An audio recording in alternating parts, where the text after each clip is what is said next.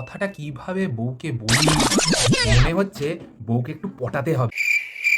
সোনা, আমাকে অফিসের কাজে একটু বাইরে যেতে হবে। সে কি, আগে কেন বলনি আমাকে? আরে আজই তো জানলাম।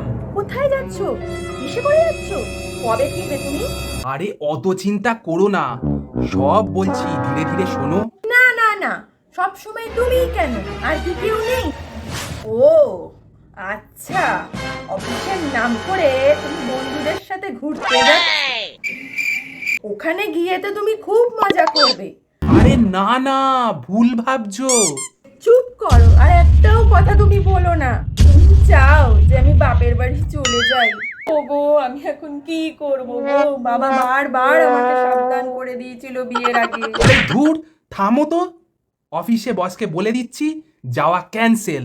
আমার সোনা, আমার সব কথা শোনো। আর দুদিনের মধ্যে আমাদের হোম লোনের ডিপোজিট জমা করার লাস্ট ডে, মনে করে দিও কিন্তু। হ্যাঁ হ্যাঁ, শুনে নিয়েছি, ওসব আর বলতে হবে না। ও শুনছো, কাল মনে করে ব্যাংকে ডিপোজিটটা করে দিও। আর কতবার বলবে সংসারের কাজ মনে করে তুমি করো না আমি করি? হ্যাঁ গো, মনে করে ডিপোজিটটা করে দিয়েছিলে তো? ব্যাংক থেকে কিছু বললো নাকি?